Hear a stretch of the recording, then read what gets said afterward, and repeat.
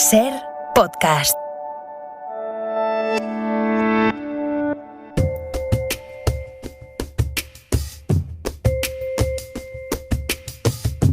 En la cadena SER, Hoy por Hoy, con Ángeles Barceló. Nacho Carretero, ¿qué tal? Bien, buenos días. Estoy un poco ronco de la garganta, como puedes notar. ¿Qué te ha pasado?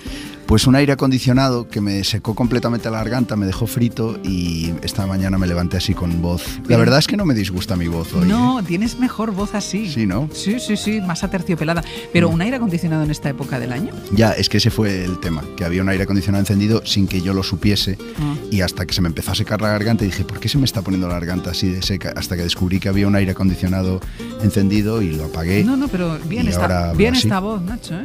Bien, sí. bien. Puedo hacer, ¿no? Cuídatela así porque está muy bien, Nuño Domínguez. ¿Cómo está tu voz? Bien, bueno, yo no he tenido la suerte que Nacho. Estos son gárgaras, que es lo que tienes que hacer. Ya le he dicho que aproveche ahora a hacer llamadas. Hola, soy Nacho. Exacto, ¿qué tal? ¿Cómo estás? Exacto. Gente que no me hacía caso ahora me puede... Te puede hacer caso, pero estás bien, ¿eh? Yo te veo bien, te veo igual de bien con el mismo pelo que todos los días, con lo cual estás bien, porque sabes que aquí las peluquerías están abiertas. ¿Sí? En Reino Unido abrieron ayer, eso se avisa, parece que vivas en Londres, pero no, vives en Madrid y las peluquerías llevan abiertas hace tiempo. Martes y 13, ¿tenéis alguna superstición? Ninguna, más allá de lo buenos que eran Martes y 13 como humoristas. Qué buenos, de verdad. Sí. Superstición no, porque da mala suerte ser supersticioso.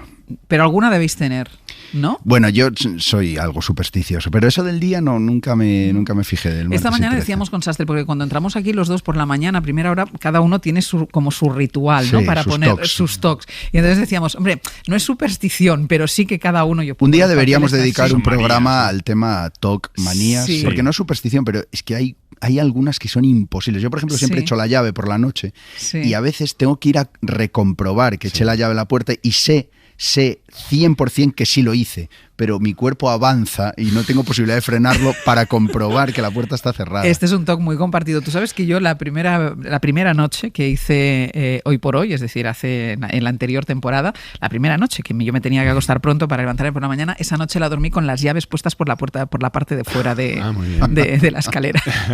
O sea, imagínate. Bueno, venga, vamos con Pensé lo que me que... ibas a decir lo de mirar el despertador 15 veces, bueno, que también es un recurrente. Pero eso lo sigo haciendo. Cuando tienes que madrugar por algo importante. Una alarma cada minuto. Claro, eso lo sigo haciendo. Bueno, hasta el próximo 2 de mayo, ya que estábamos hablando de fechas, martes y 13, no nos afecta, al contrario. Además, hemos tenido datos de GM que han sido buenos. Esto quiere decir que el martes y 13 a nosotros nos ha dado buena suerte. Pero hasta el próximo 2 de mayo, el Centro Moda Shopping de Madrid acoge una exposición que lleva por título La evolución de la historia del cómic en España.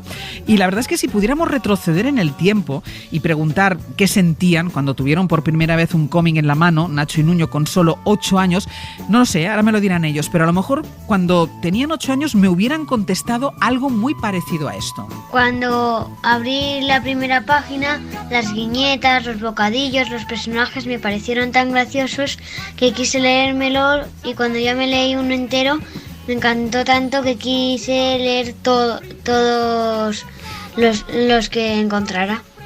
Macanudo, Tintín, Rompetechos. Rompetechos es muy gracioso cuando no se da cuenta de que es otra cosa, y por ejemplo cuando pide un cepillo de dientes pero es un pendiente y se lo clava en la lengua y tiene que ir al hospital. Yo no solo leo, también los escribo y he hecho muchos personajes como Cerebrito, Sol, Luna, Sabio Galleta, Superpelos, y me inspiro un poco en Ibáñez y en todos los que hacen cómics que a mí me gustan. ¿Qué futuro se le abre a Jan ahora mismo? Vamos, incluso a lo mejor podrá retirar a su padre. Se viene un genio. Qué crack este niño, qué crack. Bueno, lo digo, no es el hijo de Pepe Rubio, es el hijo de Pepe Rubio. Sí, pues menudo crack. Menudo crack. ¿Tú eras tan crack a los 8 años? ¿Tú hubieras respondido esto? No, porque, no hablaba tan bien, porque este niño se expresa increíblemente con 8 años, pero sí que me identifico mucho con lo que sentía. Yo con 8 años estaba en mitad del torbellino de descubrir el cómic Mortadelo y Filemón. Él hablaba de Ibáñez, yo Mortadelo y Filemón era una adicción absoluta, que todavía esa fascinación por Ibáñez, que es para mí como un referente, todavía me dura, hasta el punto que yo hace unos años, para la revista Yorokobu, no sé si recordáis de la revista Yorokobu, bueno, aún existe, escribí un reportaje sobre Mortadelo y Filemón, sobre la historia, sobre Ibáñez y tal. Lo leyó Ibáñez, le gustó y me envió un cómic de Mortadelo y Filemón dedicado y dibujado. Para ti eso debió ser. Bueno, eso, un Pulitzer no me haría tanta ilusión después de ese reportaje, de verdad. Lo tengo, vamos, guardado en oro.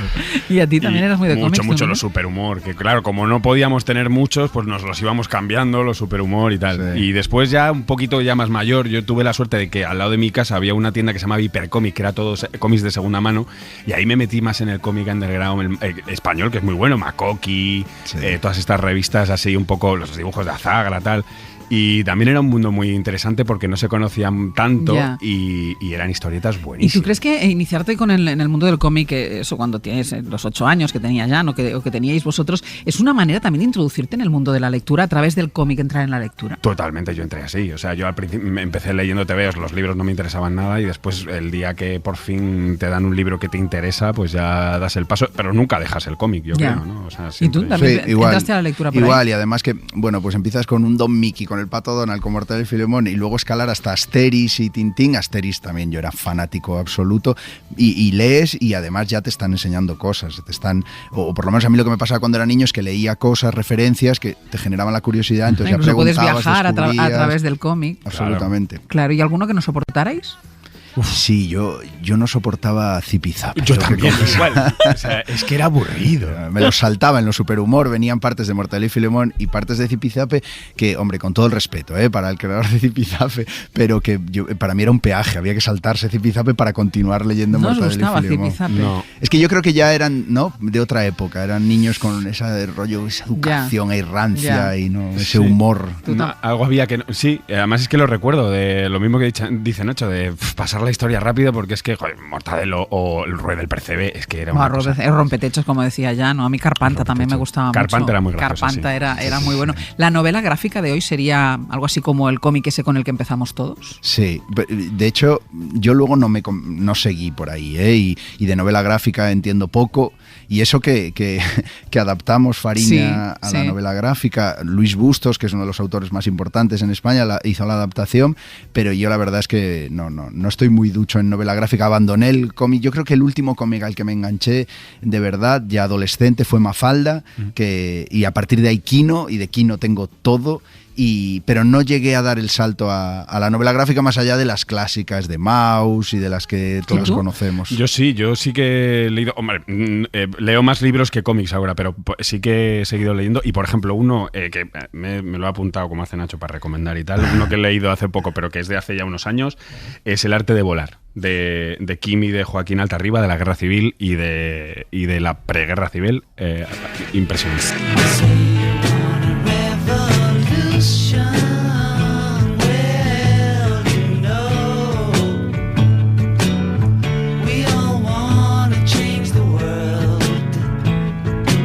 Hoy por hoy, Àngels Barceló.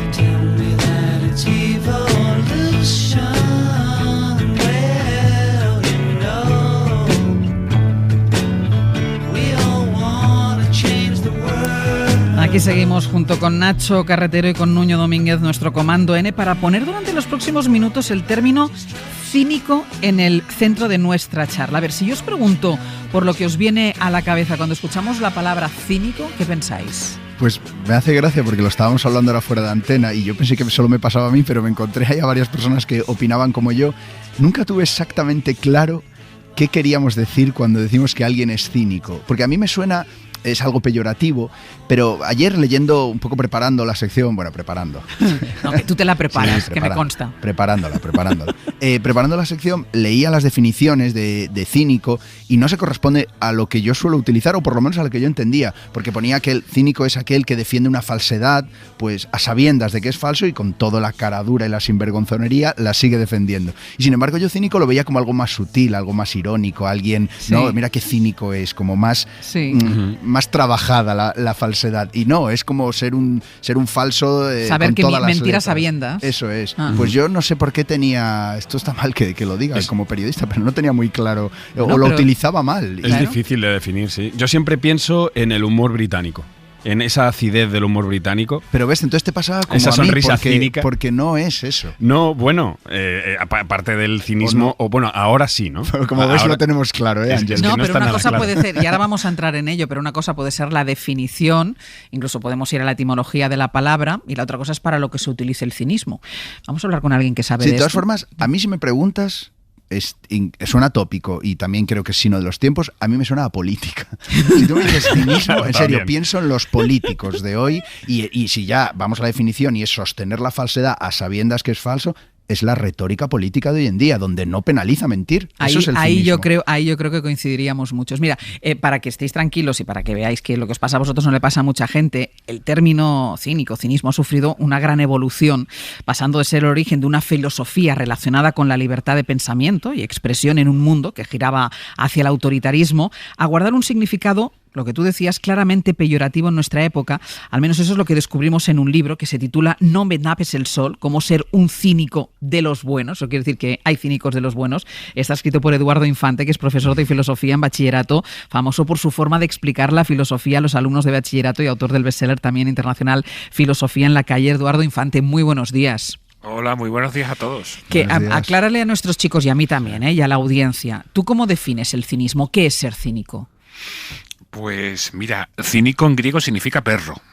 Los cínicos, los de antes y los de ahora tienen algo en común, y es que como los perros son unos auténticos desvergonzados, unos impúdicos.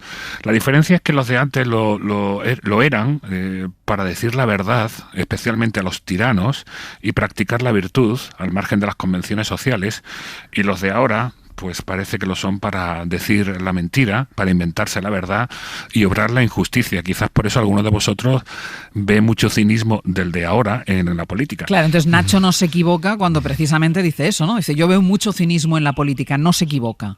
Efectivamente. De hecho, fíjate, Michel Foucault dedicó su último curso en la universidad, en el Collège de France, cuando ya él sabía que se moría, y precisamente al cinismo, y lo consideraba como el salvavidas para nuestro mundo.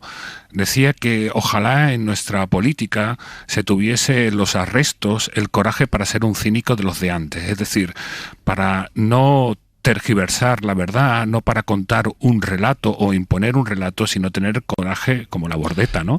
De decir la verdad ahí. Qué interesante. Esto a mí me recuerda, no sé si conocéis la frase de Kapuscinski de que los cínicos no valen para este oficio, refiriéndose a los periodistas, pero por esto que estamos hablando, yo siempre he pensado que un periodista debe ser un poco cínico, o sea, que no debe comprar, no debe ser activista, ¿no? Tiene que estar siempre un poquito al margen, ¿no? Entonces yo creo que los cínicos de alguna forma pueden valer para este oficio con la definición que estamos hablando ahora. Otra vez el concepto abarca un montón de cosas, ¿no? Te baila otra vez. Me va hacia el hipócrita, hacia el falso, hacia, no sé, no termino de tener claro, porque lo asocio mucho a la hipocresía, que también viene de Grecia, si no me equivoco.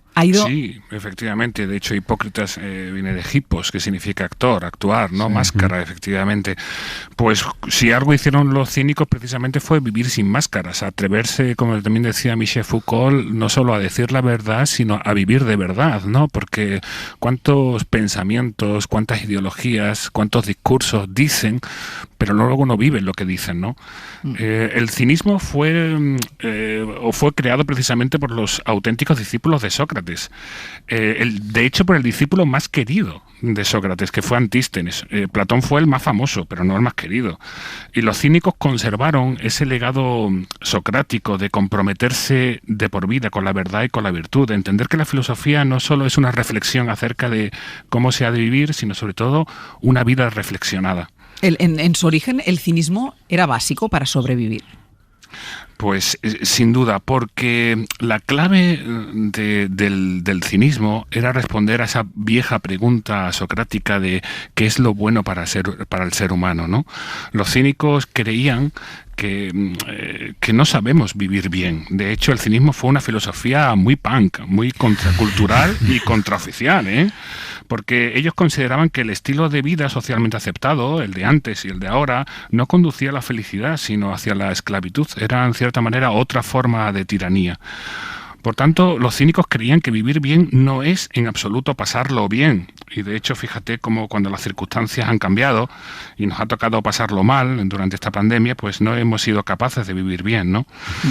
Por tanto, los cínicos indagaban una y otra vez acerca de qué es lo bueno para el hombre. Eduardo, ¿y quién sería el ejemplo de cínico bueno ahora? ¿Qué personalidad o qué personaje? ¿O qué sería el cinismo bueno?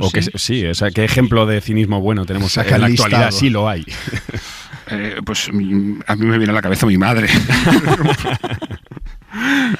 Mi madre es una persona buena, que siempre ha intentado ser buena y que siempre ha hecho lo que consideraba que era lo justo y lo correcto. Y así por lo menos me lo transmitió. Que siempre le importó tres pepinos lo que la gente opinase y cuál era la moda o la conveniencia social, sino que siempre intentó y intenta cada día ser una persona buena y una persona justa. Pero y Eduardo, ¿tú crees que en la época en la que vivimos, en la que la comunicación es rapidísima, es instantánea y sobre todo la comunicación política en la cual el relato se va adecuando según a los intereses y las mentiras son constantes, o al menos las no verdades, ¿crees que vivimos un momento dulce del cinismo en la opinión pública o en la política? Del cinismo en el concepto actual. No en el concepto del cinismo del malo. Mira, sí, fíjate, el alemán es un idioma que tiene dos términos y separa el cinismo del actual, el malo, del cinismo del bueno, ¿no? Y yo lo que propongo en el libro, efectivamente, es que quizás la única manera de combatir este cinismo perverso y malo actual sería recuperar el cinismo antiguo, ¿no? Tomar de nuevo el emblema del perro. El perro es un animal que nos enseña a vivir conforme a la naturaleza, nos enseña a vivir siguiendo nuestra animalidad, nuestra corporeidad, ¿no? Fíjate cómo durante el confinamiento, pues muchos hemos echado en falta ese contacto con la naturaleza, y ahora cuando las puertas se han abierto, pues muchísimos pues hemos tirado al campo enseguida, ¿no? Pero lo que pasa es que para el cínico vivir conforme a la naturaleza no es solo y exclusivamente tener de nuevo un contacto con el campo, sino que es sobre todo vivir conforme a la naturaleza humana. Y la naturaleza en el animal habla a través del instinto. Es el propio instinto el que determina qué es lo bueno y qué es lo malo. Entonces, el cinismo es más instintivo que racional. No, ahí venía. En el ser humano, la naturaleza no solo habla a través del instinto, sino habla fundamentalmente a través de la razón. Por tanto, en un ser humano vivir conforme a la naturaleza es vivir conforme a la razón. Es decir, no ser un auténtico estúpido.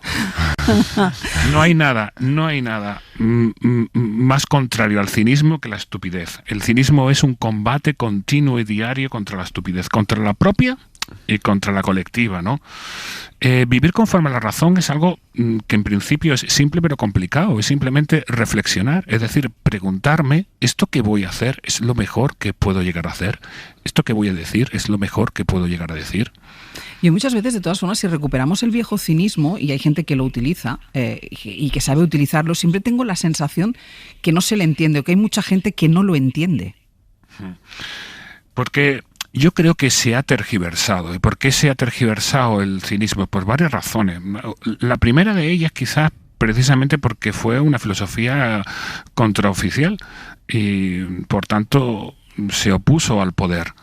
Y bueno, pues el poder ya sabemos lo que suele hacer contra aquellos que se atreven a cuestionarlo, ¿no? De tal manera que contra el cinismo se decretó pues una auténtica condena de memoria, como se hacía antiguamente en Roma contra los enemigos públicos, ¿no? Se intentaba borrar su historia. Por otro lado, también porque la historia, como decía Walter Benjamin, siempre ha sido la historia de los vencedores. Yeah. Y la historia de la filosofía, pues también es una historia. En la historia de la filosofía occidental ha triunfado el platonismo y sus secuaces. Y los cínicos precisamente estaban en el otro bando, en el bando de los vencidos. Y cuando eres un vencido, pues uno de los precios a pagar es que sean los vencedores los que cuenten tu historia. por eso creo que se ha producido una auténtica tergiversación, porque el cinismo realmente es un canto a la naturaleza, a la vida sencilla, a la vida auténtica y a la vida austera. Y es un canto sobre todo a la búsqueda de la excelencia, de la virtud, pero de la excelencia y la virtud como seres humanos. Fíjate cómo la excelencia ha quedado solo, desgraciadamente, en esta sociedad que vivimos, reservada a la profesionalidad, ¿no? Qué triste, que a lo único que aspiremos es a realizarnos, pero solo y exclusivamente en el mundo laboral, ¿no? Hemos olvidado que lo que somos no es un profesor, un periodista, un político. Lo que somos, antes que nada, es un ser humano. Y a eso deberíamos aspirar, a realizarnos como seres humanos. Cuando te presentaba, Eduardo, decía que eres conocido por tu forma de explicar la filosofía a los alumnos de bachillerato. ¿Cómo hay que explicar la filosofía? Bueno, pues no hay que explicar la filosofía, hay que practicar la filosofía. La filosofía fundamentalmente fue una práctica, de hecho se practicaba en los gimnasios, en el mismo lugar en el que nosotros, por ejemplo, hoy vamos a practicar el ejercicio físico. Los griegos no solo que creían en una educación integral de toda la persona, no solo ejercitaban su físico, su cuerpo, sino también ejercitaban su espíritu y su intelecto. Se preparaban como ciudadanos. Por tanto, yo suelo comparar la filosofía con la cocina, también por mi madre, que es cocinera. Y de la misma manera que existe un discurso sobre la cocina, y un discurso gastronómico, no hay que confundir el discurso gastronómico con el arte de cocinar. Pues también la filosofía ha sido fundamentalmente una práctica que consistía en un diálogo entre los ciudadanos acerca de lo justo y de lo injusto, de lo bello, de lo bueno. Ha sido una indagación, ha sido fundamentalmente una cacería de la verdad, ¿no? Y eso luego ha habido un discurso. A veces hemos confundido efectivamente la práctica de la filosofía y la hemos reducido solamente al discurso, ¿no? Por tanto, yo lo que intento recuperar es hacer, en el fondo, otra cosa, no hacer otra cosa más que recuperar el gimnasio en el aula. Pero ¿cómo es una clase de Eduardo Infante? Pues yo lo que intento es, le planteo un problema a mis alumnos y a partir de ese problema vamos indagando juntos. Les digo que, en el fondo, lo que tenemos que hacer es asistir a un discurso muy antiguo, ¿no? E incorporarnos a ese discurso, al gran discurso, un discurso que comenzó en Grecia en el siglo V a.C., con una serie de preguntas que todavía siguen resonando en nuestra alma, que los inició Sócrates, y se han ido incorporando a ese discurso hombres y mujeres de una gran talla. Y debemos escuchar, por un lado, lo que dijeron, asombrarnos, pero también participar de ese discurso, ¿no? ¿Tú crees que disfrutan en tus clases? Yo no sé si ellos disfrutan. Yo como un enano. Yo creo que se te nota. Se quedan perplejos, ¿no? Y eso para mí es fundamental, ¿no? Causar esa extrañeza que tiene que causar la filosofía y ese apasionamiento, ¿no? Y eso que vivimos en una época en la que la filosofía en la escuela está amenazada. Y se ha cuestionado mucho, pero yo creo que es un elemento, porque te estoy preguntando por la escuela, pero ahora mismo estamos los tres aquí escuchándote absolutamente embobados, y yo me pasa muchas veces cuando hablo con un filósofo, alguien como tú, Eduardo, que yo me siento muy pequeña entonces, claro. Porque por esa capacidad que tienes para hacerme pensar, para llevarme a sitios donde yo no había estado. Filosofía y democracia nacieron de la mano, y de hecho yo suelo decir que la filosofía es el ejercicio del ciudadano. Hoy en día tendemos a pensar que nacemos con las capacidades para llegar a ser un buen ciudadano, y eso no es cierto. Esas capacidades se tienen que ejercitar. Nadie nace con la capacidad para dialogar, para consensuar, para escuchar, para discernir. Todo eso se aprende. Y Eduardo, ¿tú crees que la filosofía en el colegio está amenazada? Hombre, sin duda, porque además, como decía Hannah Arendt, los que tienen el poder se han dado cuenta de que no es que haya pensamientos peligrosos, es que pensar es algo peligroso, y es que no conviene en absoluto que nuestros niños, nuestros jóvenes lleguen a pensar. Lo que interesa es un tipo de educación que genere pues ciudadanos competentes a la hora de producir mercancías, pero profundamente incompetentes a la hora de gobernar sus vidas, a la hora de ser ciudadanos, es decir, de ser colegisladores.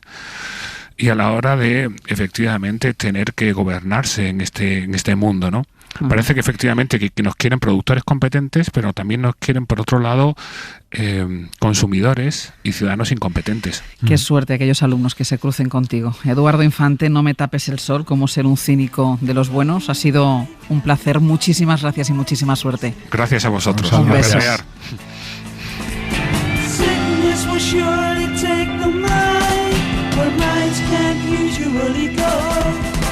Come on the amazing journey and learn all you should know.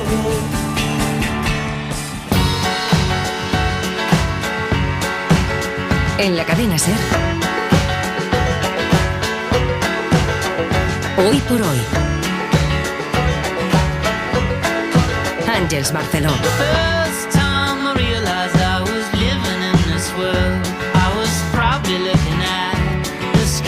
Nos vamos a ir de viaje con Nacho Carretero y con Nuño Domínguez, pero nos vamos a ir al espacio. Ahora iremos a la Luna, pero vamos un momento, antes de nada, Nuño, nos vamos a ir a Marte. Vamos a Marte porque la NASA ha anunciado que va a mandar un dron en una misión espacial. Antes mandábamos a seres humanos, ahora mandamos a drones. ¿Cómo está cambiando esto? Mucho más barato mandar un dron. Bueno, ya está allí, ya está aterrizadito al lado del vehículo del que hablamos el otro día, con 6 ruedas, el Perseverance. Y que se llama Ingenuity va a despegar, probablemente mañana va a hacer su primer vuelo de prueba. Y si lo piensas, es muy interesante porque es una herramienta, imagínate en futuras misiones, para explorar partes del planeta a las que tú no puedas llegar. ¿Y es un dron parecido al dron que yo tengo en la cabeza, de estos que vemos? Es un dron parecido, es como un mini helicóptero. Tiene unas hélices bastante amplias porque el aire de Marte es menos denso, pero básicamente sí, es un dron con sus 4 patitas y su hélice. Pero el dron lo envían, no va el dron desde aquí hasta allí. No, claro, no, el dron viajaba junto a... O sea, no sale del Parque del Retiro. No. Ojo al nivel de mis preguntas. No, pero sí, no, era parte del paquete que mandaron a Marte junto con el vehículo no es un terrestre, tipo con un mando desde aquí. No llegaría, o sea, sería bastante más complicado. Pero bueno, mañana va a ser el primer vuelo de prueba, veremos a ver qué pasa. Pero yo también hubiera podido hacer esta pregunta, no te preocupes. Que claro, yo ahora iba a preguntar, ¿iríais a la Luna en un viaje espacial? Yo me temo que tú no, Nacho. Me daría mucho miedo, Me daría mucho miedo. Estaría un equilibrio entre la ilusión de hacer eso, la experiencia tan brutal y el miedo que me da, pues porque a mí aún somos una generación que nos parece eso ciencia ficción absoluta. A lo mejor en unas generaciones se reirán escuchando esto y dirán, pero la Luna, pero si la Luna es un vuelo doméstico. Pero ¿y tú irías?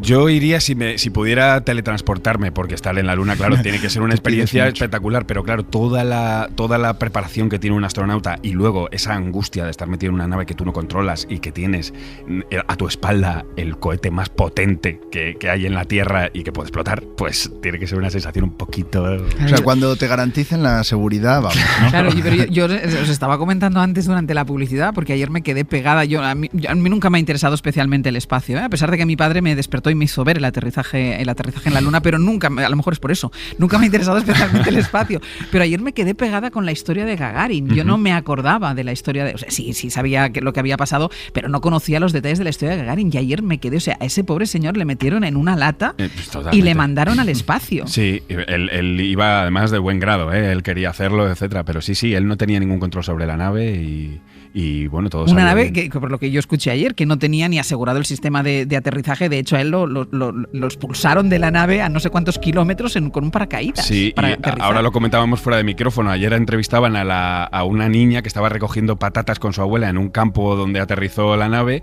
Y claro, ella se quedó totalmente sorprendida diciendo que venía un punto naranja, y ya cuando ve a un hombre salir se queda diciendo esto es un alienígena, y ya cuando habló ruso dijo, vale, no, está todo bien. Es que no solamente tenemos este tipo de imagen, que yo ayer es verdad que la recordaba, a pesar de que no conocía el detalle de la historia, pero recordaba la imagen de Gagarin, y luego tenemos en la mente imágenes y sonidos, por ejemplo, de la misión del Apolo 11. 12, 11, 10, 9, ignition sequence starts. 6, 5, 4, 3, 2, 1, Good radar data. Claro, pero es que después del Apolo 11 ha habido muchas otras misiones a la Luna. De Apolo 13 también nos puede sonar, pero es que ha habido 5 más. ¿Por qué no están registradas en nuestra cabeza estas expediciones? Porque yo creo que los humanos somos un poco así, ¿no? Una vez se descubre América la primera vez, se va a la Luna la primera vez, luego ya pues como que nos sorprende menos y ya las cosas no tienen tanta épica, ¿no? Pero en la Luna, claro, se hicieron muchas cosas. Han ido 12 personas a la Luna, que ya quedan muy pocos vivos. Y ha habido 12 de todo. Después de la primera... En total 12 personas, 12 astronautas han pisado la Luna. Han ido más, pero pisarla 12. Quiero presentaros a Rafael Clemente, es divulgador científico y acaba de publicar precisamente un libro referido a esto que estamos hablando, Los otros vuelos a la Luna, la historia y los secretos de las exploraciones lunares después del Apolo 11, del sonido que estábamos escuchando. Rafael Clemente, muy buenos días. Hola, buenos días, Ángels. Antes de este libro habías hecho una primera parte, un pequeño paso para un hombre. ¿Qué suma este libro al anterior? Bueno, efectivamente, este nuevo libro es la segunda parte de uno publicado hace un par de años, con ocasión del 50 aniversario de la llegada a la Luna, de la primera llegada a la Luna. En aquel libro se explicaba un poco la preparación, los vuelos previos y el aterrizaje propiamente dicho, el aterrizaje de Armstrong y Aldrin. En el que aparece ahora, se trata de hablar justamente de los vuelos que siguieron, que de alguna manera en la percepción colectiva son vuelos casi olvidados. Hay quien estaba convencido de que a la Luna se había ido una sola vez, Armstrong y Aldrin, sí. Y quizá para ellos sea una sorpresa ver que que se fueron pues 5 veces más. ¿Y por qué crees que no lo tenemos registrado?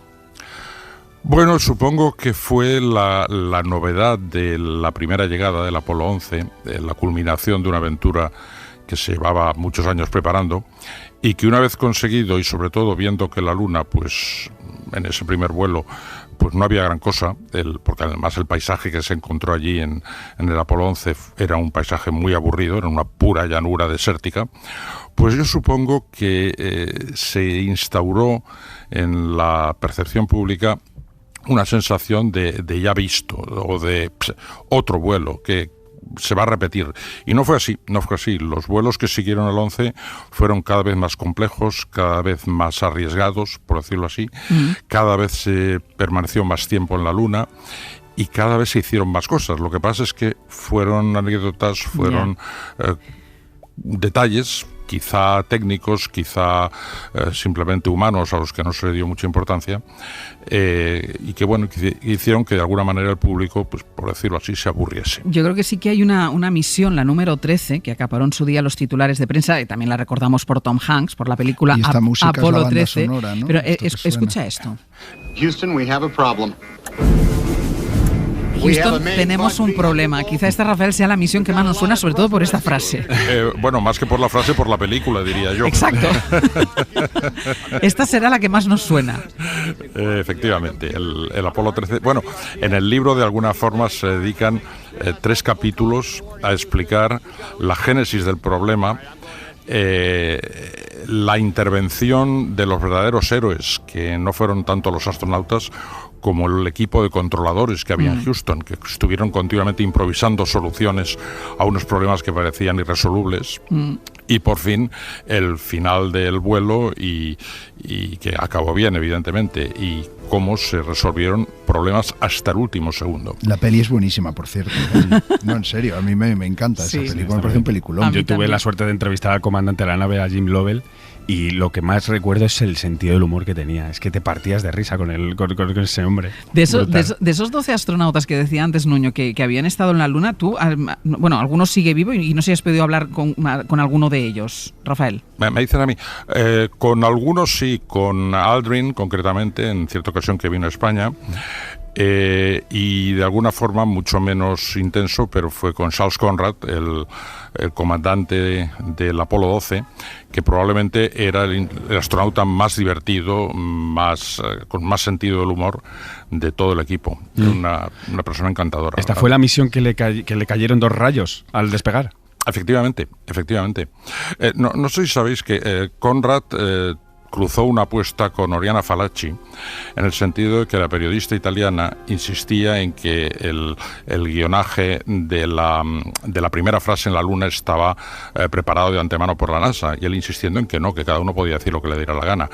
Cruzó una apuesta y para demostrarlo, cuando llegó su momento de aterrizar, de poner pie en la Luna en el Apolo 12, Conrad, que era el más bajito del equipo de los astronautas, medía 1,60 m y tantos, la única frase que se le ocurrió decir fue: este pudo haber sido un paso grande, un paso pequeño para Neil, refiriéndose a Neil Armstrong, pero es un salto muy grande para mí. En el Apolo 12 fue la misión, a la nave le alcanzó una descarga eléctrica. 2, para ser exacto. ¿Qué pasó? Bueno, lanzaron la nave durante una tormenta. La nave y el chorro de gases que dejaba detrás y la torre metálica hicieron, por decirlo así, de pararrayos, y le impactó un par de rayos que desmontaron, por decirlo así, pararon todo el sistema de distribución eléctrica a bordo de la cápsula. Lo que pasa es que afortunadamente esos rayos no afectaron al computador y a los motores del cohete, que siguieron funcionando. Y bueno, una cápsula que durante unos segundos estuvo ciega, por decirlo así, continuó subiendo y la misión se pudo llevar a cabo de todas maneras. ¿Y tú dirías que cada vez han ido siendo más seguros? Porque antes, cuando yo preguntaba aquí a mis compañeros, a Nacho y a Nuño, ¿viajarías al espacio? Y decía Nacho, yo no sé, porque no sé si es muy seguro. ¿Han ido ganando en seguridad los vuelos? Los vuelos a la Luna tenían siempre el imponderable de, bueno, algo puede ir mal, y evidentemente el Apolo 13 fue un ejemplo. Pero no olvidemos que tenían millares de personas detrás, cuidando de la seguridad de los astronautas. Y esto se aplica tanto a americanos como a rusos. Es decir, antes comentabais que Gagarin saltó en paracaídas, sí, pero no por nada, es que estaba previsto. Es que la cápsula, el propio Korolev no pretendía que el astronauta permaneciese dentro de la cápsula para evitarle un golpe impresionante contra el suelo. Y puesto que todos ellos eran paracaidistas, la solución más fácil, no de Gagarin, sino de los Gagarin y los 5 que le siguieron, incluyendo Valentina Tereshkova, que también era paracaidista, salían expulsados de la cápsula a unos 7.000 metros y bajaban en paracaídas. Entonces, en el caso del Apolo... Muy soviético todo. Muy soviético, muy soviético. 7.000 metros. Bueno, sabéis que durante muchos años la Unión Soviética mantuvo ese detalle en secreto. Sí. Es decir, no aceptaron nunca que el astronauta hubiera saltado antes de llegar al suelo. Sí, eso lo contaron ayer también cuando yo descubrí tantas cosas, es verdad. Sí. Pero es verdad que aunque algo sea extraordinario, enseguida la gente, la opinión pública lo normaliza, se aburre y pierde interés rapidísimo con algo tan monumental como llegar a la Luna. Incluso en la peli esta Apolo 13 aparece reflejado que cuando conectan con los astronautas y hablan para la gente de cómo es estar en el espacio, esa misión ya no conectaban en directo, era la primera que no conectaban en directo porque no tenía audiencia, claro. Y en realidad era 2 misiones después de haber llegado por primera vez a la Luna. Yo quería preguntarte, Rafael, una cosa, que bueno, ahora estamos volviendo a la Luna, vamos a hacer ahí una estación espacial. No sé si tú en tu libro mencionas el aura romántica de los primeros viajes a la Luna. ¿Tú crees que eso lo tenemos ahora o crees que a la gente le va a importar un pepino que volvamos a la Luna? Yo pienso que no. Yo pienso que va a estar la novedad del primer alunizaje, pero va a ser, una misión mucho más importante desde el punto de vista científico o tecnológico que desde el punto de vista público. Quizá el tema sea distinto cuando lleguen los chinos, que yo estoy convencido que los próximos que van a pisar la Luna, si la NASA no se da mucha prisa, serán chinos. ¿Y por qué será distinto? Por el aura de secreto, de misterio, que envuelve a todos los proyectos realizados primero por la Unión Soviética y después por los chinos.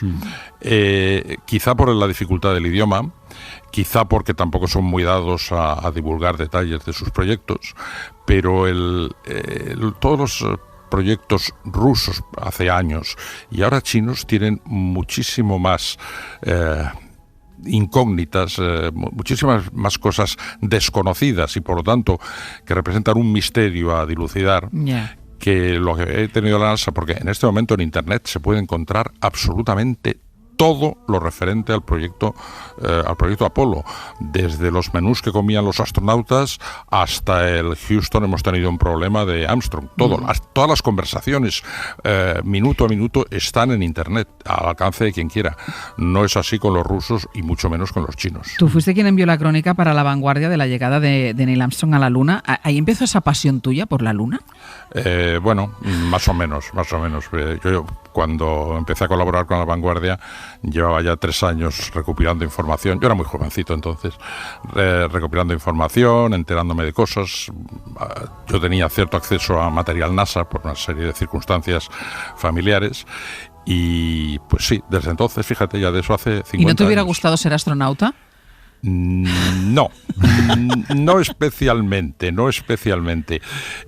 A ver, la verdad es que el turismo lunar que se está poniendo o se va a poner de moda ahora, yo pienso que es bastante aburrido. Es decir, la Luna es muy fea. Tiene el encanto, evidentemente, de lo misterioso, lo desconocido, lo que nadie ha hecho. Y, por supuesto, cuando este millonario japonés que ya ha contratado viaje de ida y vuelta a Elon Musk, cuando dé la vuelta alrededor de la Luna, pues el paisaje que va a ver va a ser muy impresionante, pero nada bonito. Lo que destacaban los astronautas más era mirar la Tierra desde la Luna, ¿no? Eso era lo que más les impresionaba. Exactamente. Porque la Tierra sí que es bonita desde el espacio. La Luna es como un queso. Además de Gruyère. Como esa película muda, ¿no? Famosa. Perdón. No. Sí, ¿qué película? La película de hace... Lo de los Lumière. Los Lumière, Méliès, la de Jos Méliès. Sí, hombre, cómo no. Que le llega el cohete y le da en todo el ojo. Exacto. A la Luna. Todo el ojo, sí. Y que después, además, como está, la Luna está en cuarto menguante, la Luna se va haciendo cada vez más pequeña y al final se caen. Rafael Clemente, muchísimas gracias. Los otros vuelos a la Luna, la historia y los secretos de las exploraciones lunares después del Apolo 11. Muchísimas gracias, ha sido un gusto. Gracias a vosotros. Muchas gracias, hasta Rafael. Luego. Aleluya, hasta pronto. Chicos, no os quejaréis hoy, ¿eh? Hemos filosofado y hemos ido a la Luna. Claro, pero es que el tema de la Luna, aunque sea fea, es la experiencia. Es que imagínate salir al espacio exterior y estar allí. Bueno, es que claro, a mí me puede más el miedo que... Y a mí igual. A mí que me lo cuenten. Ya que vaya alguien... Además, es que ahora se hacen tan buenas imágenes en alta definición que vayan otros y a nosotros nos lo cuenten. Esas son las gárgaras que tienes que hacer. Sí, tengo que hacer gárgaras, voy a ello. Hasta la semana que viene. Hasta la semana que viene.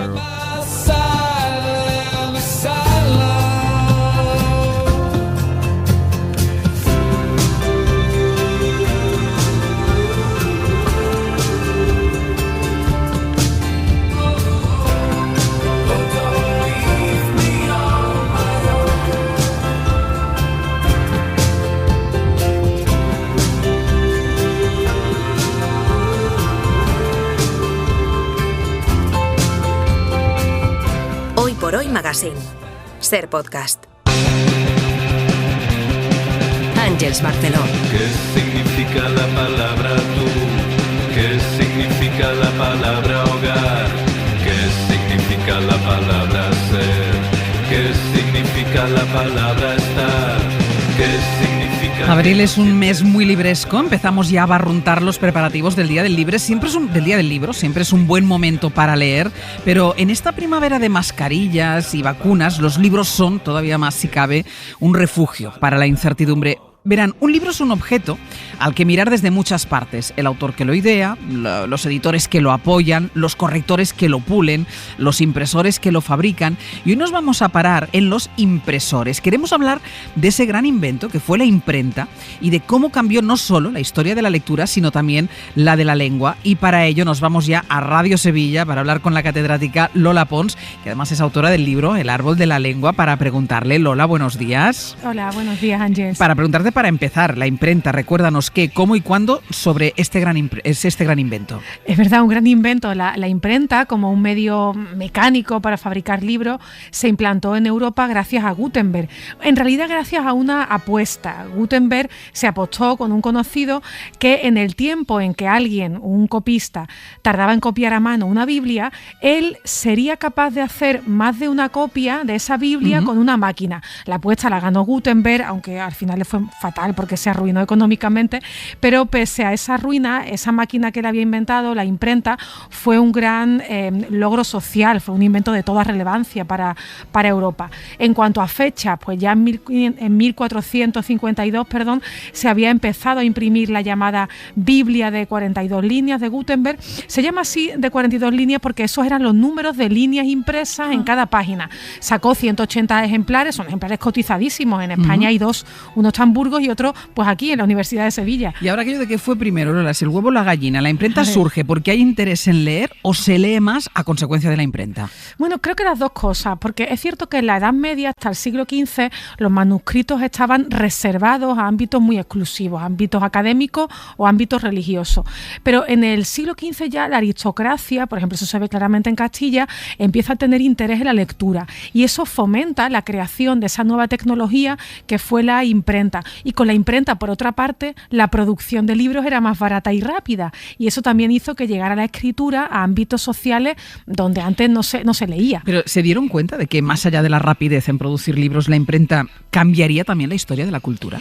Yo creo que no. La dimensión de la imprenta no fue advertida por Gutenberg de forma inmediata y sí es verdad que cuando empiezan a salir impresos, muy pronto el poder religioso y la realeza se hicieron cargo de ese invento que era la imprenta, ¿no? La Iglesia, por ejemplo, lo explota para la difusión de sus mensajes y los primeros trámites de instauración de la imprenta en España van a estar ligados a la religión. Después también la soberanía real descubre esa capacidad de comunicación que hay detrás de la máquina. De hecho, hay ya una queja de los profesionales de la imprenta a la monarquía por el peso de la tributación que soportaban y a finales del 15 va a haber una resolución regia que apoya a los artesanos de la imprenta, incidiendo que eso tiene un provecho universal. El cambio va a ser total porque de la Edad Media, que es una época de cultura manuscrita, se va a pasar a una cultura de impreso y eso es una revolución en lo social, en lo institucional y también en lo lingüístico. ¿En qué sentido la imprenta cambió las lenguas europeas?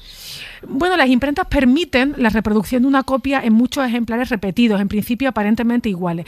Sabemos que el español no tuvo regularidad ortográfica hasta el siglo XIX. Ya en el XVIII se había fundado la Real Academia Española y sus ortografías o la forma de escribir de la RAE no se generaliza hasta mediados del XIX. ¿Qué hay antes de esa época? ¿Hay caos?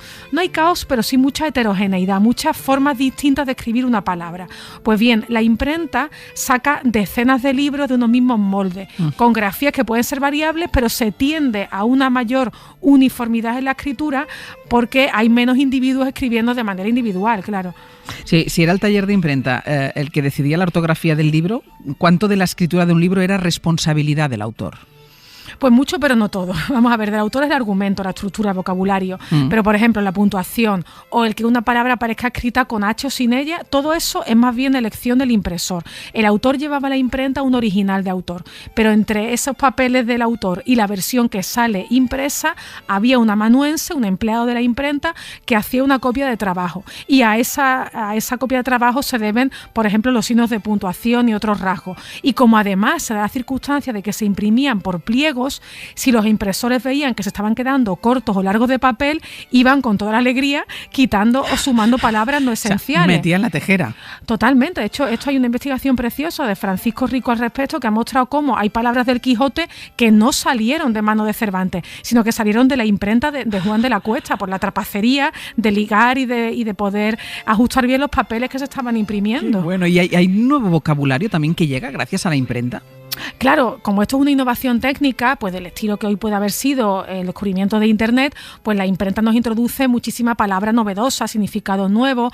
Pues algún ejemplo, mira, esto de decir a palo seco, ¿no? A palo seco era en un principio una cosa de la navegación, era navegar con las velas recogidas, pero en la imprenta se empiezan a llamar letras a palo seco a las letras que no tienen serifa. Serifa es ese remate que tienen las letras que como se apoyan en la línea, ¿no? Sí. Pues las tipografías sin serifa eran letras a palo seco. Y después hay palabras técnicas que a lo mejor no son del dominio común, pero que aparecen gracias a la imprenta. Por ejemplo, la parte de un folio de abajo, ¿no? La parte inferior de un folio que se te queda en blanco en las páginas de un impreso, eso se llamaba birlí con B. Qué bonito, birlí. ¿En qué otros sentidos cambia la imprenta la lengua? Pues poco a poco se va asentando, por ejemplo, la idea de la corrección, aumenta la preocupación por construir una lengua ejemplar y también una consecuencia quizá pues más triste, que se va disociando la palabra de la imagen, porque los manuscritos tenían muchísimos dibujos, tenían muchísima ilustración, pero los impresos van a tener cada vez menos, cada vez más palabras y menos imagen. La imprenta va a apostar por la palabra escrita, la fomenta. No desaparece la cultura oral, pero va a hacer que cada vez tenga un peso menor, claro. ¿Y cómo convivieron libros impresos y libros manuscritos?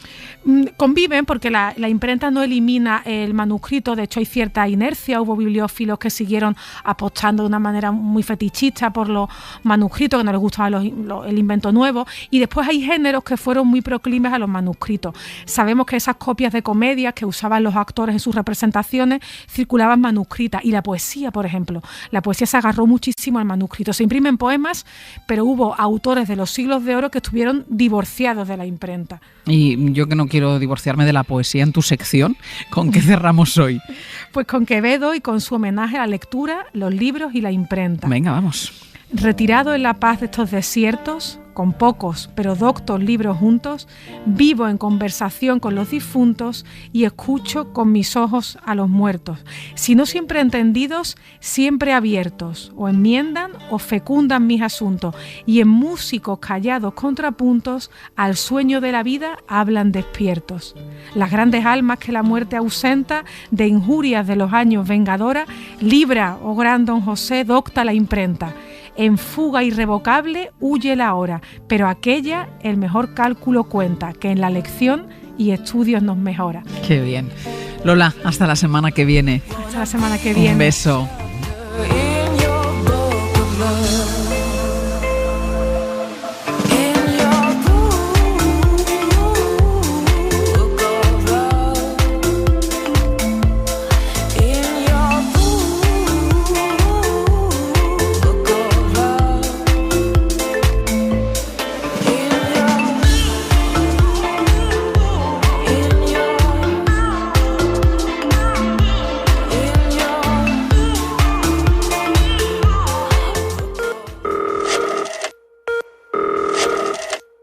En la cadena SER.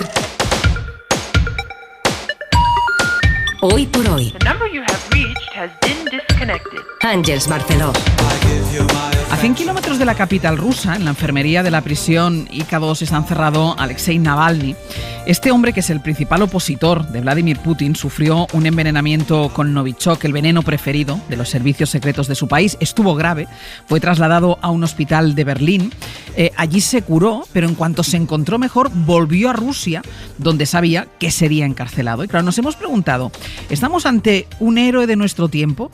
El caso es que no es fácil saberlo, porque todo lo que envuelve a Rusia siempre está marcado por la desinformación y por la propaganda. Y hablar de desinformación en el siglo XXI es evidentemente hablar de tecnología. Así que ya está sentado aquí a mi lado Jaime García Cantero. ¿Qué tal? Muy buenos días. Muy buenos días, Ángeles. Que Alexei Navalny es un enemigo de Putin, bueno, esto es evidente, pero ¿podemos saber si eso le hace bueno o malo? ¿Cómo podemos saber la verdad? Sabes que dicen siempre, o sea, ¿quién es Navalny? Ni los buenos son tan buenos, ni los malos son tan malos. Pero es imposible quitarle a Navalny este halo del último bloguero, ¿no? Sí. De principios de siglo, hasta el 2010, todos estos blogueros opositores, en la primavera árabe, en Cuba, luego también muy controvertidos en sus países, pero figuras muy relevantes y estos héroes de Internet o héroes de cara al exterior son héroes siempre. Siempre lo han sido. Pero es verdad que Navalny tiene posiciones muy nacionalistas, ligeramente xenófobas, pero como bien decías tú, esto es Navalny, es lo que nos cuentan de Navalny, porque qué poco sabemos de Navalny, pero qué poco sabemos de lo que ocurre en Rusia en general. Claro, y esa es la demostración de que a más información constante a todas horas, en todos los formatos, desde cualquier lugar del mundo, no significa que tengamos la mejor información. No, para nada. Yo creo que la visión de nuestros padres, pero más de nuestros abuelos, era que cuanto más información tenías, más cerca estabas de la verdad. Hoy estamos justo en el polo opuesto, ¿no? Cuantas más fuentes recibes, más lejos estás de tener certezas. Y los rusos, pues son los grandes patriarcas de la desinformación. De hecho, el concepto viene de ellos, es Stalin, el que en los años 20 crea el primer centro de desinformación como parte de los servicios secretos. De todas formas, o sea, es un trabajo arduo, porque en un momento en el que estamos, en el que la sociedad yo creo que es más transparente que nunca, que la información corre, tú quieres ocultar algo, pero da igual, porque las redes sociales ya lo han dicho. Claro, o sea, ser incapaz de penetrar pensar en lo que pasa en Rusia, o sea, tienen que ser auténticos maestros. Sí, bueno, llevan años haciéndolo, como decíamos, llevan muchos años haciéndolo, y lo que ha ido cambiando es la tecnología con la que lo hacen, ¿no? Yo creo que a todos nos vienen estas películas de espías, ¿no?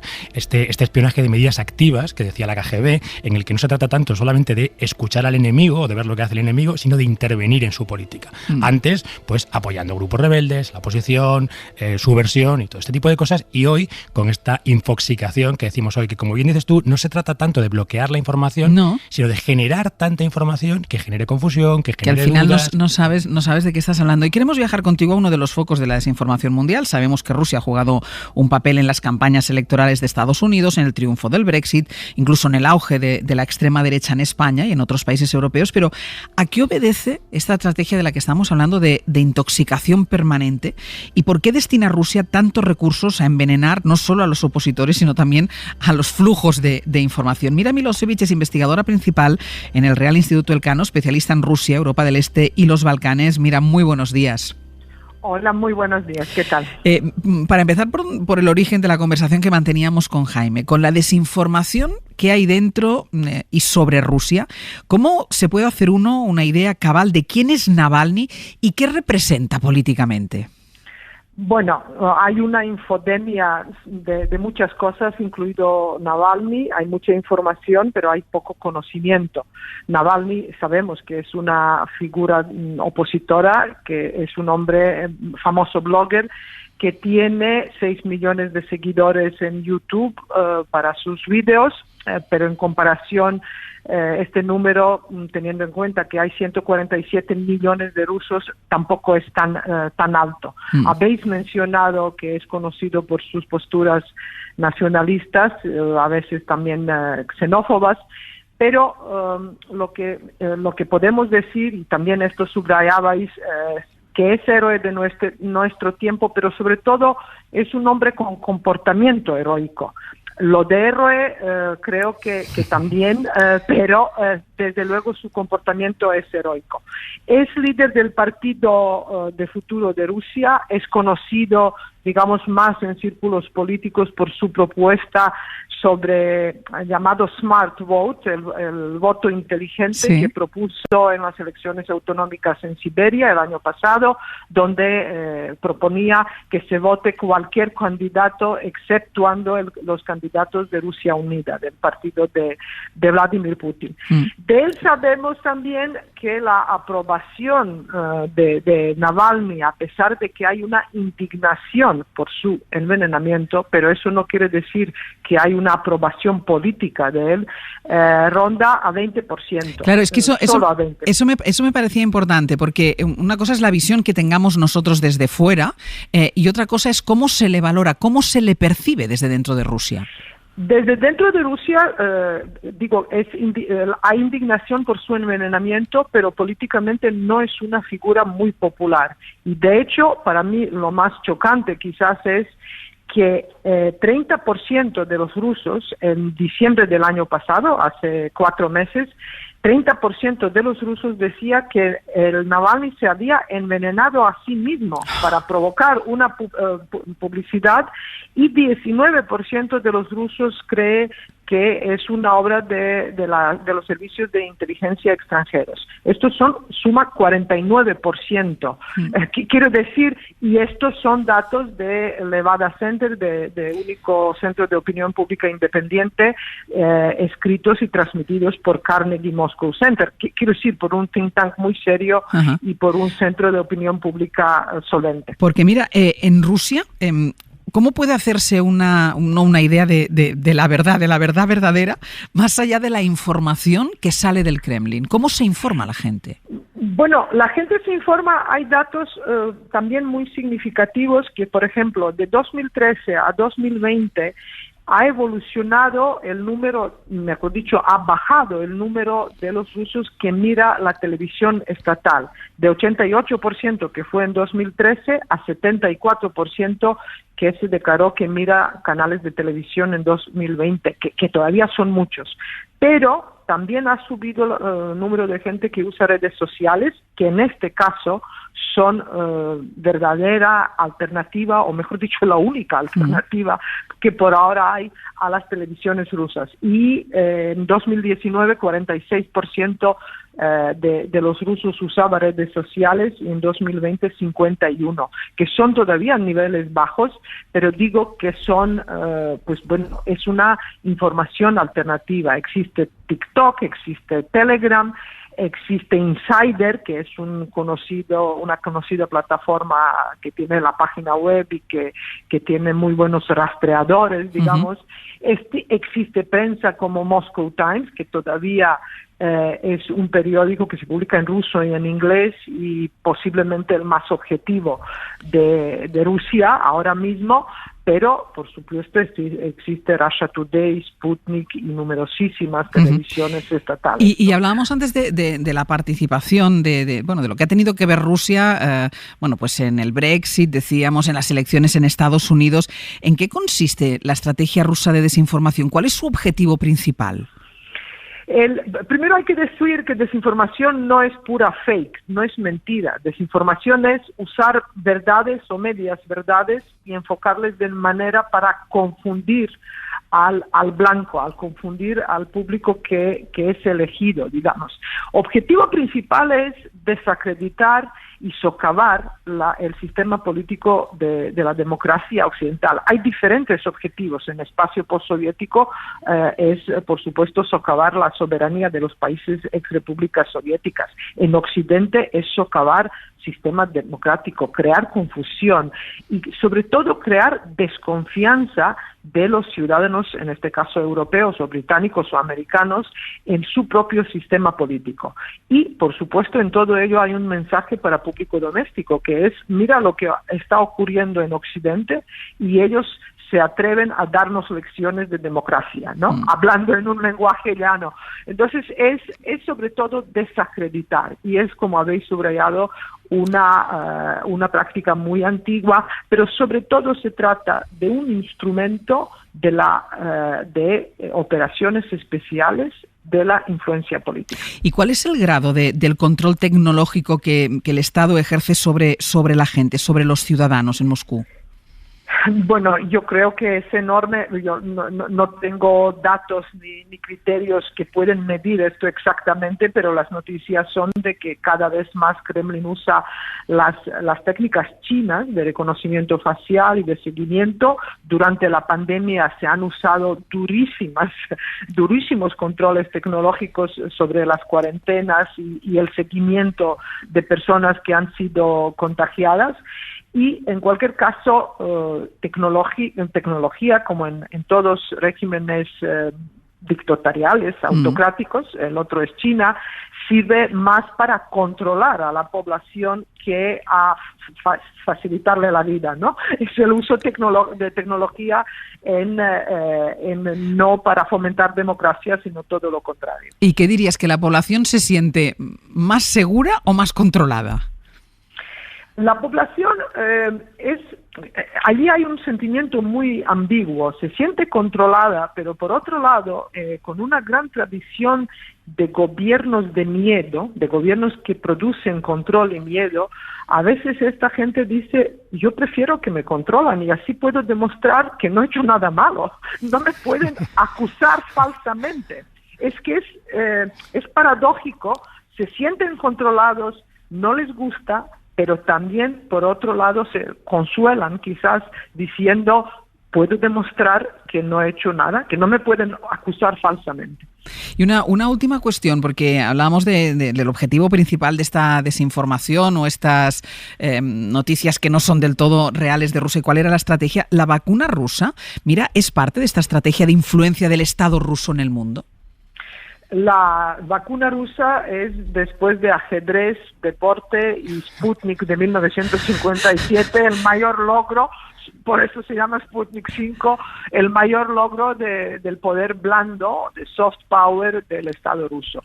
Y lo que hay que reconocer, que Rusia ha demostrado primero que ha estado en la carrera de las vacunas junto con los países occidentales y que ha creado su propia vacuna a tiempo. Otra cuestión es que 62% de los rusos no confía en esta vacuna y el ritmo de vacunación en Rusia es muy lento. Por lo tanto, sin embargo, vacuna ha sido reconocida por The Lancet, la solvente revista científica.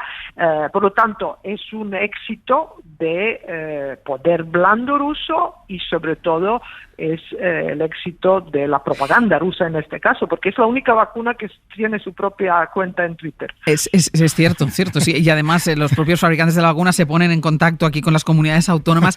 Una última cosa, decías, la desconfianza de la sociedad, de los ciudadanos, de los rusos en la vacuna. ¿Desconfianza en la vacuna o desconfianza en el Estado en general? Bueno, allí hay la aprobación de Putin todavía es de 64%. En un referéndum que duró 3 semanas, eso es cierto, durante la pandemia se ha votado cambio de constitución para prolongar... Sí, hasta el 36, ¿no? Hasta 36, efectivamente. Entonces debe haber algún sentimiento de estar contentos también, ¿no? Pero lo que sí que se nota que las generaciones más jóvenes cada vez más desconfían del gobierno de Putin. Por lo tanto, yo creo que se trata de desconfianza en la vacuna, pero el Estado ruso sigue siendo simbolizado por el poder del Kremlin y por el poder personal de Vladimir Putin. Mira, Milosevic, muchísimas gracias. Gracias a vosotros.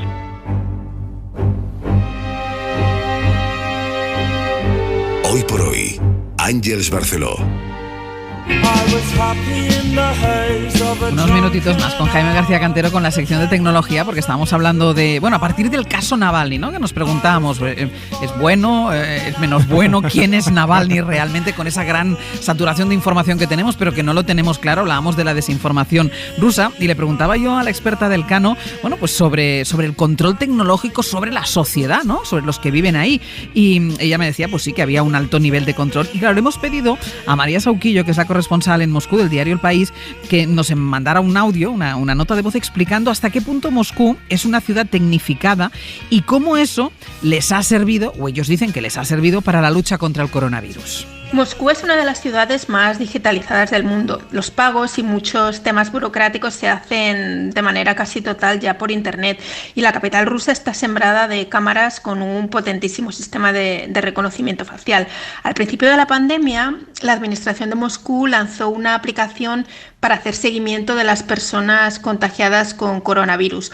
Una aplicación que se llama Social Monitoring, que por lo general se tienen que descargar automáticamente todas las personas que han dado positivo en los test de COVID.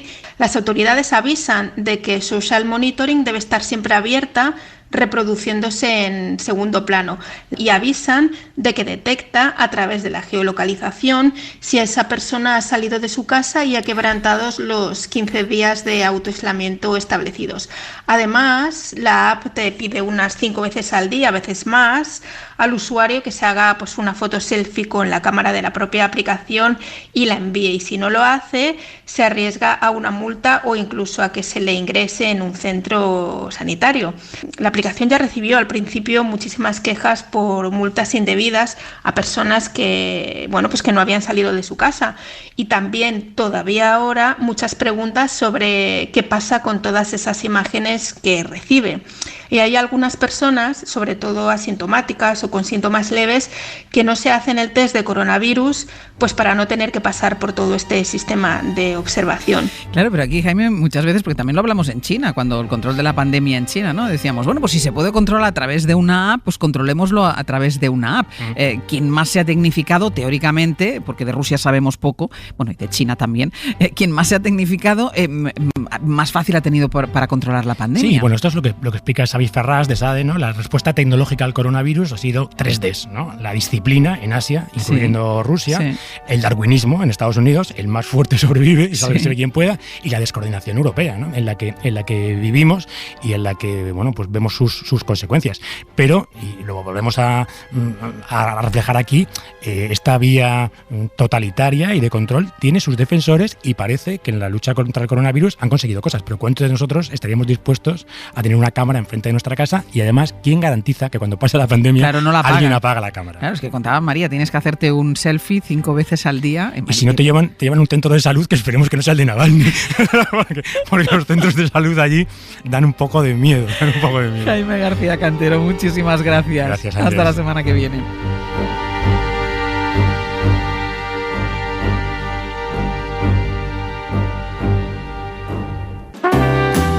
En la cadena SER, Hoy por Hoy, con Àngels Barceló.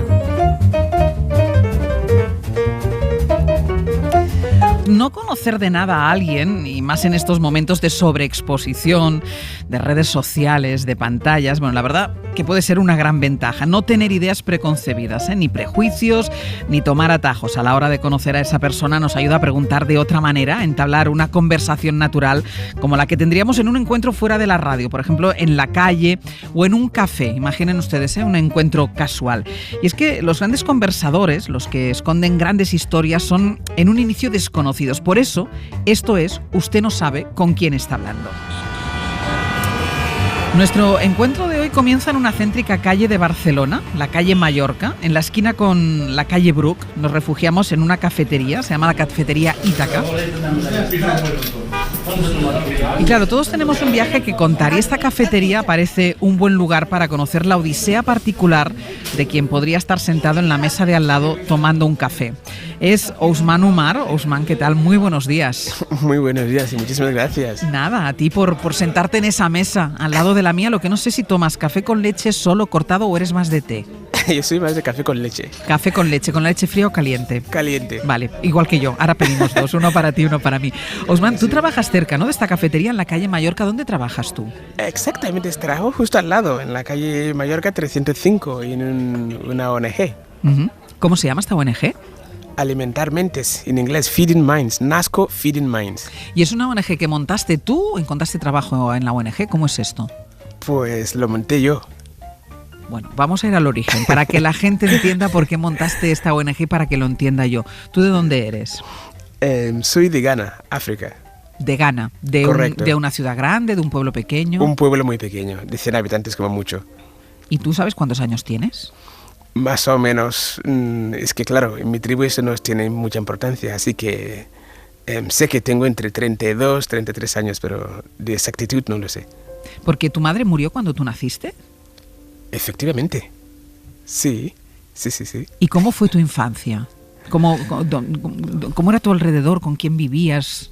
Bueno, es que en mi tribu esta desgracia cuando ocurre se considera al niño maligno y por esa razón yo automáticamente estaba predestinado también a la muerte porque creen que el espíritu, el alma del bebé y el alma de la madre luchan, ¿no? Y si la madre muere es porque el alma del bebé es demasiado potente, de manera que había que asegurar que este bebé, esta alma, también muera, porque si hay que asegurarlo que se muera antes que sea demasiado tarde. Así que mi padre, que era chamán, me pudo salvar la vida, ¿no? Y viví como cualquier otro niño, con una infancia muy feliz. Vivíamos básicamente la ramadería y la agricultura, con la sencilleza, lo más sencillo que puedes imaginar, pero sí que tengo muchísimos recuerdos de mi infancia. Aquí aprendí una frase que el más feliz no es quien más necesita, sino que el más tiene, sino que el quien más menos necesita, ¿no? Porque claro, en mi infancia yo no tenía prácticamente nada, pero recuerdo con mucha felicidad. La persona mayor de referencia era tu padre. Exactamente, sí. Se te ha colado una palabra en catalán, has dicho ramadería. No sé si te has dado cuenta. En lugar de ganadería, se te ha colado ahí la palabra en catalán. A veces me siento que no hablo catañol, pero bueno, al menos lo hago entender más o menos bien. Usman, ¿por qué te fuiste? Tú me dices, yo tuve una infancia feliz, tu padre como referencia, una vez superado el trance y lo que significó la muerte de tu madre en el parto, pero ¿tú por qué quisiste irte de allí? La curiosidad fue el motor de todo. La curiosidad, sinceramente, Ángel. O sea, en tu caso no es que tuvieras problemas, que pasaras hambre, o también, no lo sé. En absoluto. Yo creo que a veces nos confundimos que el África, que todos los africanos se mueren de hambre, se mueren de guerras y historias. África es el continente más grande del mundo, 54 países. Cada país es un mundo entero. Las razones son miles de razones la cual la gente se marcha. En mi caso, donde yo salí, donde vengo, nunca caía bombas. Yo me marché por pura curiosidad. ¿Cuántos años tenías?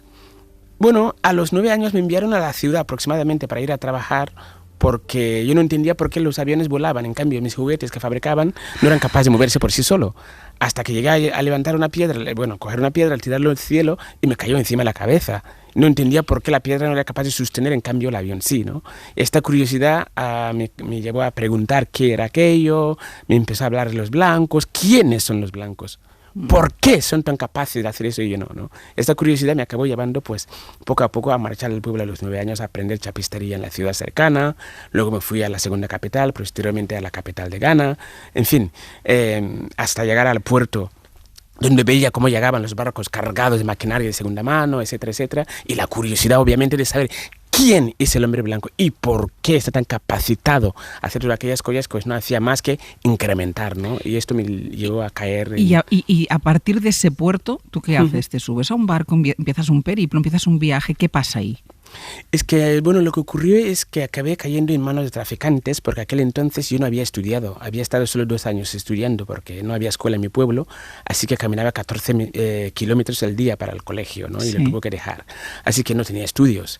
Y desde el puerto nos vendieron la moto en el sentido de que nos iban a llevar hasta Libia, y Libia pues que tendría un trabajo, un sueldo y bueno, podría ganar algo de dinero para poder darle el salto que quería dar, que es llegar al país de los blancos, tal como se titula mi primer libro, ¿no? Sí. Y claro, como que no tenía tanta información, pues acabé cayendo en manos de esos traficantes de inmigrantes. ¿Cuánto duró este viaje hasta que llegaste al país de los blancos? 5 horribles años. 5 años. ¿Pasando por dónde? Salí de Ghana, crucé todo el norte de África, concretamente lo peor de todo, el desierto de Sahara. Y llegué hasta Libia. De los 46 que salimos para cruzar el desierto, solo llegamos 6 vivos, sin contar con los cadáveres que íbamos a encontrar de grupos distintos. Estos no cuentan. Una vez a Libia, había que vivir durante la dictadura de Muammar al-Gaddafi, uno de los peores dictadores de aquella zona. 4 años viviendo, trabajando como un negro, nunca mejor dicho. ¿Y cuando consigues llegar, cómo consigues llegar al país de los blancos? ¿En un cayuco? En patera, en cayuco. El segundo intento. El primer intento naufragamos y murieron todos los compañeros. Conseguí volví a Canarias y a Mauritania, y estuvimos casi 1 mes y medio hasta que la mafia trajo más personas. Volvemos a hacer un segundo intento, y ese segundo intento también 2 pateras que íbamos, también el otro naufragó y tampoco sobrevivió nadie. Más de 300 personas murieron. Y cuando llegas a Canarias, que para ti ya es el país de los blancos, entiendo, ¿qué sensación tienes? Que había llegado la tierra prometida. No tenía más palabras que lágrimas. Y costó mucho realmente retomarme, o sea, me costó mucho aceptar que había llegado vivo, no me lo creía. ¿Tu familia durante este tiempo sabía de ti? En absoluto nada. Me daban por muerto. De hecho, estuvieron a punto de hacer la despedida, digamos, ritual, porque me daban por muerto. Y mi padre, como que era de alguna forma, él decía que me veía en algunos momentos en sus sueños y nunca permitió que hicieran la ceremonia de despido definitivo. Cuando llegas a Canarias, ¿consigues ponerte en contacto con ellos? En Canarias no, en Barcelona. O sea, de Canarias a... O sea, no es hasta que llegas a Barcelona que puedes decirle a tu padre, estoy vivo. De hecho, no fue tan fácil, porque claro, conseguir que aquel entonces, 2005, llegué a Barcelona en 2005, y claro, aquel entonces no había tantos teléfonos, concretamente ni aquí ni en España, quizás sí, pero en Ghana no. Sí. Así que no fue fácil conectar con ellos, y estuvo casi 3-4 meses para poder conectar, pero sí, finalmente lo consigue. Quien lo persigue, lo consigue, ¿no? Dicen. Y cuando llegas a Barcelona, o sea, ¿cómo llegas? ¿Cómo sales de Canarias para llegar a Barcelona? Estuve en el CIE, el Centro de Entrenamiento de Extranjeros, casi 1 mes y medio, y tuve la gran suerte que me dijeron que era menor y por esta razón tenía derecho a residir en España porque la ley internacional me amparaba. Gracias a eso, pues después de casi 1 mes y medio viviendo, aquello que era una cárcel, lo siento mucho, pero es una cárcel. No vamos a hablar no tiene por qué escondernos, es una cárcel. Sí. Después de 1 mes y medio allí, pues me enviaron desde Fuerteventura a Málaga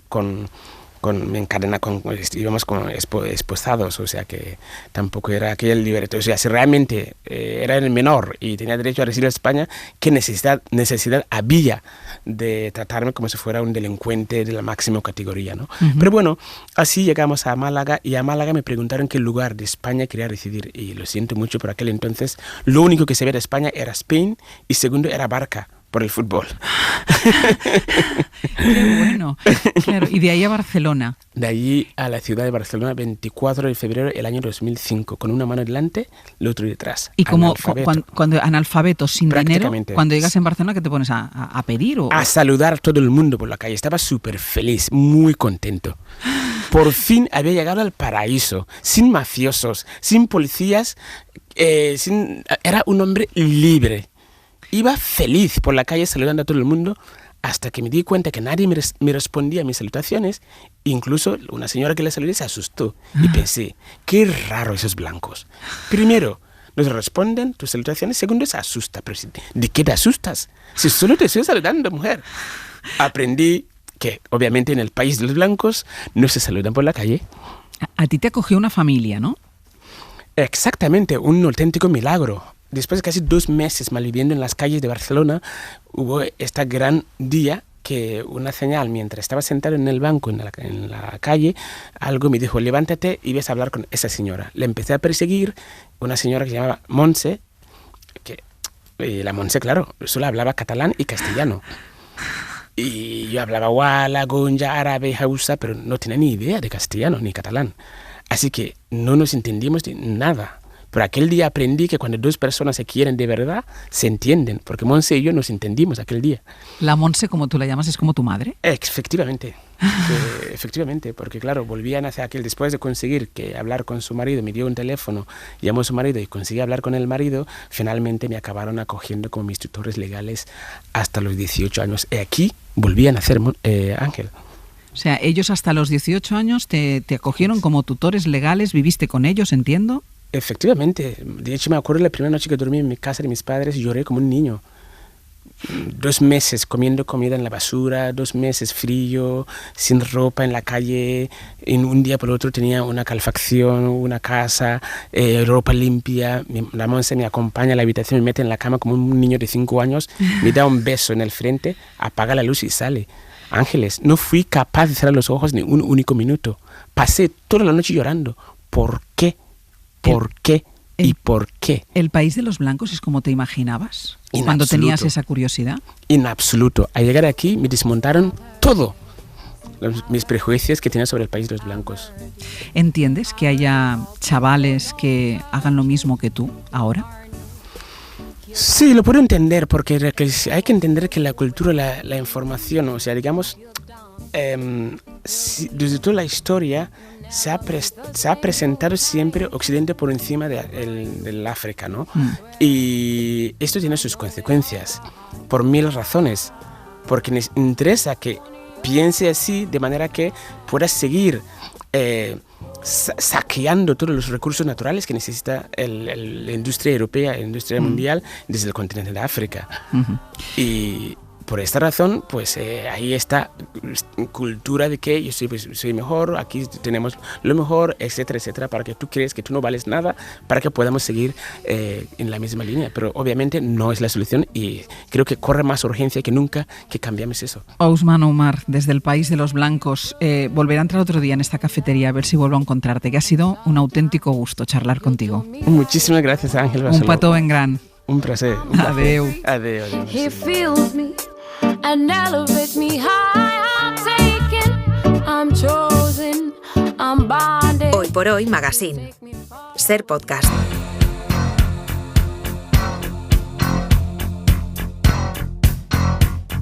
Hoy por hoy, Àngels Barceló.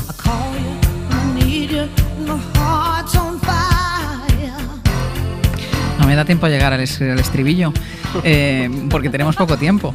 Pero bueno, sois. Yo solo ahí os llevo un poco con la vara. Sois siempre the best. 3.055.000 oyentes y quizá el epicentro del tsunami esté en este tramo, como dice @spar69, que esta mañana ha puesto lo mejor del programa del Hoy por Hoy, son los últimos 20 minutos. Yo solamente quiero decir que hoy es un día muy especial para mí, porque he subido tanto en audiencia como en colesterol malo. Sí. Es decir, técnicamente yo ahora mismo soy una panceta. Y quería decirlo por si mañana ya no estuviera. Popular, pero mala. 3.055.000 triglicéridos. Bueno, a mí me ha subido también. Estoy en 6,5 millones, creo. Yo también tengo colesterol. Es a tope. ¿Pero por qué habláis hoy del colesterol? No lo sé. Porque sube como la audiencia. Pero íbamos a hablar del EGM. Pues también de su vida en general. ¿Cómo ha derivado esto en...? Voy a decir la marca de esos yogures que tomas para bajar el colesterol. Pero te das cuenta, yo me los tomo por la mañana. Sí, tú sí. Pues levadura roja de cerveza. De arroz, levadura roja de arroz. Uy, me había emocionado con la cerveza, nada, ¿no? Pero... que ahora no me acuerdo qué es lo que es. Qué bien lo vamos a pasar. Pues esta es la clave del éxito, debe ser, ¿no? Esta el es la colesterol. respuesta que damos a... El colesterol es la clave del éxito del Hoy por Hoy. Es que según Somos Sergio, un programa graso. Sara siempre tiene que estar fuera de la redacción el día que salen los datos. ¿Sara? Sí, me tomo día libre, ¿vale? O por lo menos teletrabajo. Los días que sale el EGM ¿Nunca y que estás? salen estos datos tan Nunca buenos, está. nunca estoy en la redacción. Pues yo cuando esa estáis tradición la celebrando siempre mantendría, estoy fuera. Claro. Vale, bueno. Estamos acumulando ¿Te supersticiones. parece bien, Ángels? A partir de ahora, eso es. Ya, pero ¿sabes qué pasa? Que el día del EGM es un día en concreto. O sea, no quiere decir que estés fuera muchos días. No, el día. Uno, el No, día, pero bueno, el que día. ese día me lo tomo libre o teletrabajo. O teletrabajas, ¿vale? ¿Alguien tenía que dar paso a algo o ya no hace falta? No, que tenemos claro que es el éxito de este programa reside en estos minutos, como dice Pepe. Convierte cualquier momento en tu momento de desvarío con nosotros. Nos escuchamos en Ser Podcast. Maravilloso. Pero todavía no habéis conseguido que esto sea un podcast. Por eso creemos que ya es el día. Ya Es ha el llegado. día. Con el Después EGM. de hoy no, ya me contarás. Bueno. O por el colesterol. A lo mejor nos patrocina esa marca de yogures.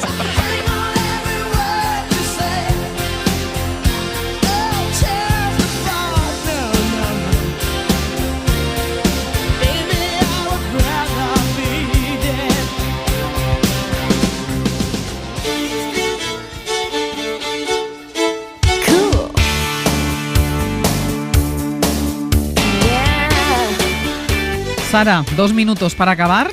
Al son del último compás. 2 minutos para acabar. Venga. Sí, al son del compás del cinismo. Ha estado interesantísima, la verdad, la charla con el profesor de filosofía Eduardo Infante. Él ha escrito un libro sobre el cinismo que se llama No me tapes el sol, cómo ser un cínico de los buenos, y nos habla de un montón de cosas, de cómo ha ido evolucionando el significado de esta palabra, que en origen era un canto a la búsqueda de la virtud. Y escuchad qué chulo cómo nos ha contado lo lejos que está el cinismo de la estupidez. En el ser humano, la naturaleza no solo habla a través del instinto, sino habla fundamentalmente a través de la razón. Por tanto, en un ser humano vivir conforme a la naturaleza es vivir conforme a la razón, es decir, no ser un auténtico estúpido. No hay nada más contrario al cinismo que la estupidez. El cinismo es un combate continuo y diario contra la estupidez, contra la propia y contra la colectiva, ¿no? Yo solo tengo que añadir ahí, ¡viva la panceta! O sea, que es como decir viva Sergio ahora mismo. Sí, Tú dices viva la panceta y es viva Sergio. Sergio entre panes. Correcto, sí. Imagínate un bocadillo de Sergio. Total. Ahora voy a hacer una cosa que quizás no pueda hacer por si me sigue subiendo el colesterol, que es saludar a nuestro próximo Hoy por Hoy. Tú eres el ministro de emisoras. Manda un beso, Sergio, que hoy es el día del beso. Hace un tiempo saludamos a Chechu Gómez en Radio León, pero no estaba. Vaya. Bueno, de León es la cecina, no la panceta. Pero no me despistéis, porque había dado positivo, no estaba en la emisora, estaba encerrado por COVID. Hoy está ahora sí, a punto seguro de arrancar el Hoy por Hoy. ¿Tú has hablado con él? Sí, no tiene colesterol y colesterol, espero que un poco sí, porque Chechu tampoco vas a ser el más Chechu, que si no tienes colesterol no puedes hacerlo por hoy. Un poquito de triglicéridos por vergüenza. Por esto nos van a reñir, porque estamos frivolizando sobre algo muy serio. Es verdad. Frivolizando, pero me estás viendo. Estoy destrozado. Venga, Chechu, hasta mañana. Volveremos a las 6. Pongan el despertador. Suscríbete a Hoy por Hoy. Todos los episodios y contenidos adicionales en la app de Cadena SER y en nuestros canales de Apple Podcast, Spotify, iVoox, Google Podcast y YouTube. Escúchanos en directo en la SER de lunes a viernes a las 6 de la mañana. Cadena SER. La radio.